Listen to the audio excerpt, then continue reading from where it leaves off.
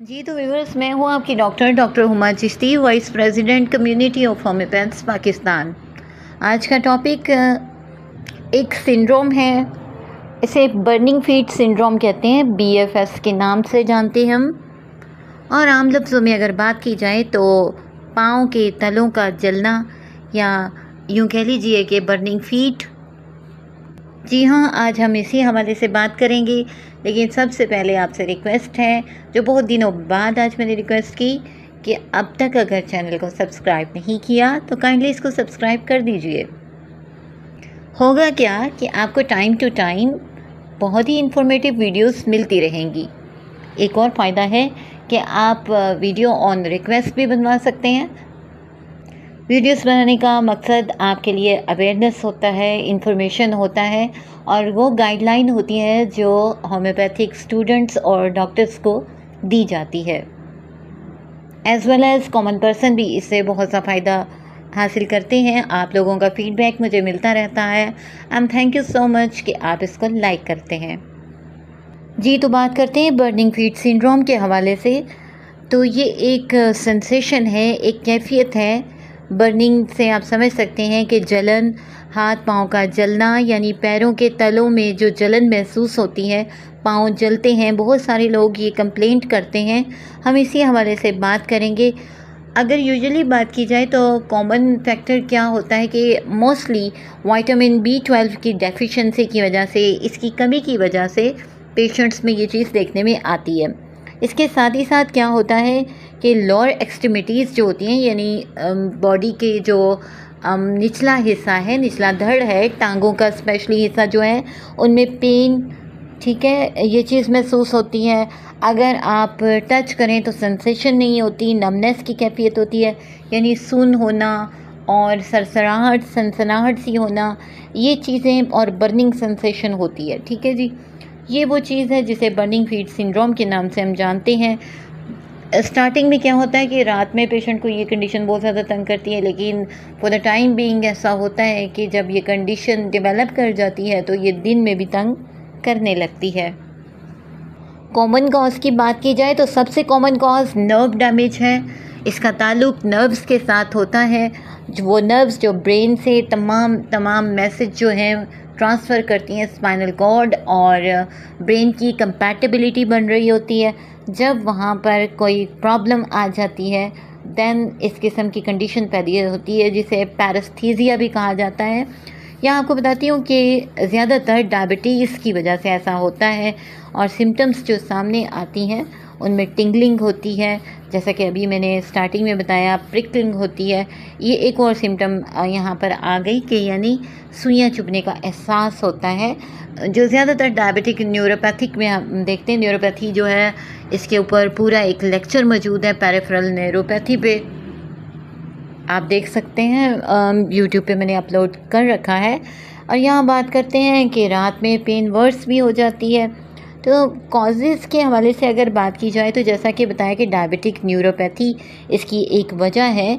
ना सिर्फ ये, बल्कि होता क्या है कि स्मॉल फाइबर न्यूरोपैथी भी समटाइम हो जाती है। इसमें हमारे ब्रेन की माइलिन शीथ जो होती है वो मुतासिर होती है, और उसमें उसके जो फाइबर्स होते हैं वो डैमेज करना शुरू हो जाते हैं, और इस तरह क्या होता है कि बॉडी के मुख्तलिफ पार्ट्स जो हैं उनकी सेंसेशन इफ़ेक्ट करती है। यूँ अल्कोहल के यूज़ की वजह से भी ऐसा होता है, फिर CMT की वजह से ऐसा होता है। ये डिज़ीज़ होती है जो इनहेरिटेड होती है। इसमें अर्ली सिम्टम्स में क्या होता है कि पैरालिटिक कंडीशन होती है, बॉडी में वीकनेस आ जाती है, फालजी कैफियत होना शुरू हो जाती है। मरीज़ अगर कोशिश करे, इसको आप ऐसे समझ सकते हैं कि अगर पेशेंट कोशिश करता है कि वो तेज़ रफ्तारी से कदम उठाए तो वो नहीं उठा सकता, और इसी के साथ साथ अगर वो चाहे कि वो तेज़ तेज़ चल सके तो ये भी उसके लिए मुश्किल हो जाता है। तो ये वो कंडीशन होती है जो कि इस तरह से पैदा होती है न्यूरोपैथी की वजह से। फिर CRPS एक कंडीशन होती है जिसे कम्प्लेक्स रीजनल पेन सिंड्रोम कहा जाता है, और ये लिम्स का मुतासिर होना होता है, यानी इसमें मुख्तलिफ पार्ट्स जो हैं मुतासिर होते हैं, हाथ पाँव बाजू टांगें, और आफ्टर ट्रॉमा की कंडीशन होता है, यानी किसी सदमे की वजह से, किसी हादसे की वजह से ऐसा हो सकता है। और फिर होता क्या है कि ब्रेन से स्पाइन को जाने वाली जो नर्व्स होती हैं एक्चुअली वो डैमेज कर जाती हैं। ठीक है, तो ये जो है आफ्टर सर्जरी भी सम टाइम ऐसा हो जाता है। ये वो कंडीशंस हैं, ये वो वजूहात हैं जो बर्निंग फीट सिंड्रोम की वजह बना करती हैं। इसके साथ ही साथ आपको बताती चलूँ कि इरिथ्रोमायल्जिया भी होता है, और ये वो कंडीशन है कि इसमें पाँव रेड होते हैं, हॉट होते हैं और पेनफुल होते हैं विदाउट एनी रीज़न।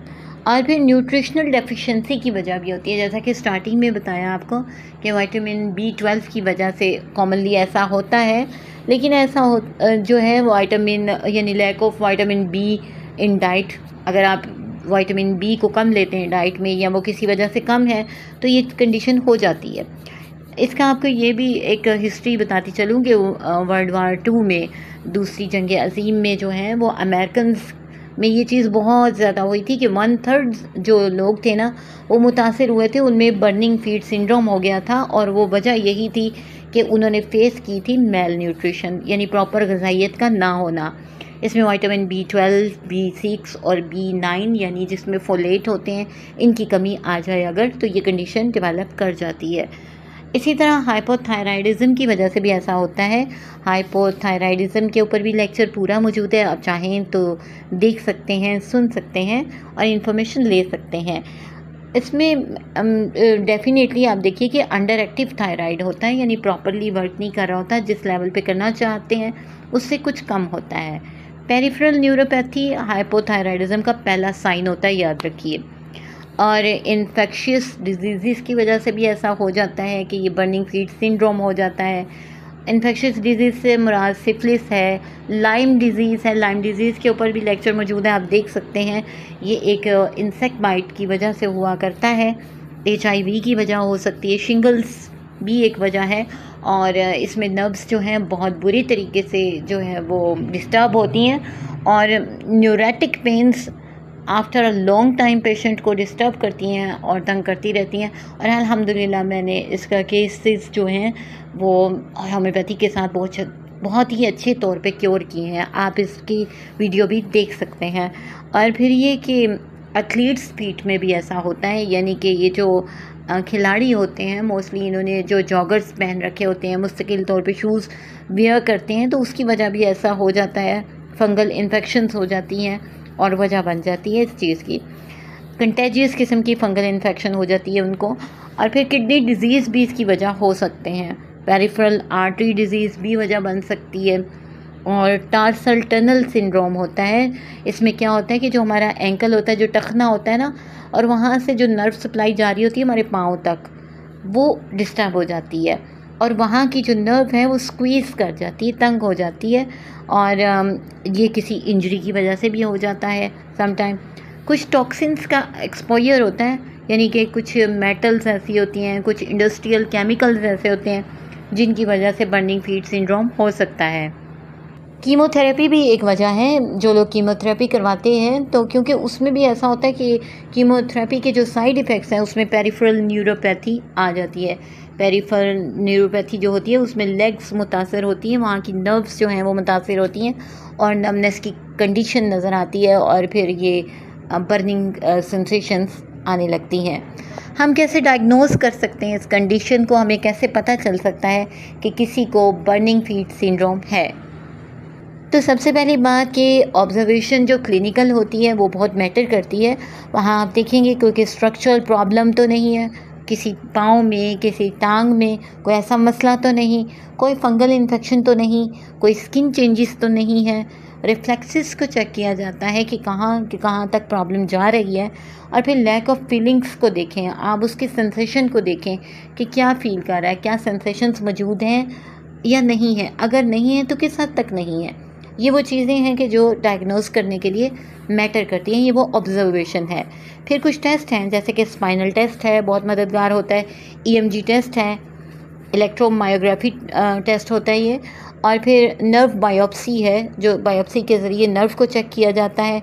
इसी तरह नर्व कंडक्टिव स्टडी होती है, ब्लड टेस्ट होते हैं, कोई थायराइड हार्मोन को चेक किया जाता है, किडनी फंक्शन टेस्ट किया जाता है। इसी तरह विटामिन डेफिशिएंसीज को चेक किया जाता है, अदर इन्फेक्शंस को देखा जाता है। ये वो चीज़ें हैं जिनके ज़रिए हम डायग्नोस कर सकते हैं कि बर्निंग फीट सिंड्रोम तो नहीं। बात करते हैं हम ट्रीटमेंट के हवाले से। जब ट्रीटमेंट दिया जाता है तो अगर फंगल प्रॉब्लम मौजूद है तो एंटी फंगल प्रेस्क्रिप्शन दिया जाता है। इसी तरह कंफर्टेबल शूज़ एडवाइस किए जाते हैं। विटामिन बी के जो है वो सप्लीमेंट्स दिए जाते हैं। थायराइड का अगर प्रॉब्लम है तो थायराइड सप्लीमेंट्स दिए जाते हैं। यानी मैटर करता है कि किस वजह से है ऐसा, हम रूट कॉज को एरेडिकेट करते हैं। और अगर ये डायबिटीज़ की वजह से है तो डाइट को मेंटेन किया जाता है, मेडिसिन की तरफ तवज्जो की जाती है। और यहाँ आपको कुछ ऐसे टिप्स बताती चलूँ कि आप घर में किस तरह से इसको टैकल करेंगे। एप्सम सॉल्ट जो है वो पानी में डाल के तो आप पाँव को सोक करें, डिबो के रखें, तो उससे भी जो है ये डिप करके जब रखते हैं तो फ़ायदा होता है। इसी तरह सेब का जो सिरका है, एप्पल साइडर, आप उसको भी जो है इस्तेमाल कर सकते हैं। वो आप 1 चम्मच भर के डालें अगर उसमें पानी में, और पाँव को डिप करें तो फ़ायदेमंद होता है। ज़ीरा और हल्दी का इस्तेमाल बहुत बेहतर होता है। टर्मरिक और क्यूमिन की बात कर रही हूँ कि एंटी माइक्रोबियल इफ़ेक्ट्स भी हैं इनमें, एंटी इन्फ्लामेटरी भी हैं, यानी जर्म्स को भी किल करते हैं और इन्फ्लामेशन को भी दूर करते हैं। साथ ही साथ ये एंटीऑक्सीडेंट भी हैं। तो ये बहुत फ़ायदे की चीज़ है। खाने के हवाले से इसका कहवा बना के पिया जा सकता है। टॉपिकल क्रीम्स दी जाती हैं ताकि कुछ बेटरमेंट आ सके और इम्प्रूव हो सके ब्लड सर्कुलेशन, इसके लिए भी इक़दाम किए जाते हैं। साइन एंड सिम्टम्स के हवाले से थोड़ा सा गाइड करती चलूँ। आज लेक्चर कुछ थोड़ा सा लॉन्ग हो गया, लेकिन डेफिनेटली यह आपके लिए बहुत ज़्यादा बेनिफिशियल होगा, यूज़फुल होगा। हम बात करते हैं साइन एंड सिम्टम्स के हवाले से। तो एक्सेसिव वार्मथ इन फीट होता है, यानी कि पाँव में जो है ना बहुत ज़्यादा वार्मथ महसूस होती है, गर्माइश होती है और बर्निंग सेंसेशन होती है, यानी जलन का एहसास होता है या फिर पेन होती है। इसी तरह से नमनेस होती है, सुन और भारी भारी से पाँव और टांगें होती हैं। फिर रेडनेस भी होती है, समटाइम वो रेड हो जाती हैं, उनमें इचिंग होने लगती है और टिंगलिंग होती है, और उसके साथ ही साथ पिन लाइक सेंसेशन होती है, यानी जैसे सुइयाँ चुभ रही हों। इसके साथ ही साथ ये जो दर्दें होती हैं डल होती हैं, डल एक्स होती हैं, यानी कि हल्की हल्की सी दर्दें होती हैं। यहाँ आपको मेडिसिन के हवाले से बताती चलूँ। इस हवाले से सल्फ़र को मैंने बहुत अच्छा पाया। सल्फ़र को जब हम इस्तेमाल करवाते हैं ओकेजनली तो बहुत फ़ायदेमंद होती है। ओरेंडो हमारी मेडिसिन है, अगर सोल्स जो हैं वो स्वेल भी कर गए और साथ में ये कंडीशन है तो आप यूज़ करवाते हैं। कैमोमिला सैनिक्यूला हमारी मेडिसिन है। हाइपेरिकम बहुत बेस्ट मेडिसिन है जो नर्व्स के ऊपर बहुत अच्छा काम करती है। और फिर गंथेरस है कि अगर ठंडी आपकी बॉडी है और साथ ही साथ सेंसेशन इस किस्म की हैं तो आप दे सकते हैं। फिर कलकेरिया सल्फ है, कलकेरिया कार्ब है, लाइको है हमारी मेडिसिन। मेडोराइनम बहुत अच्छा काम करती है, सेंगोनेरिया बहुत अच्छा काम करती है। तो मेडिसिन तो बहुत सी हैं, according to sign and symptom हम इनको यूज़ करवाते हैं और पेशेंट क्योर कर जाते हैं। तो मुझे अपनी दुआओं में याद रखिए। आज के लिए इतना ही, किसी नेक्स्ट टॉपिक तक के लिए इजाज़त दीजिए। अल्लाह हाफिज़।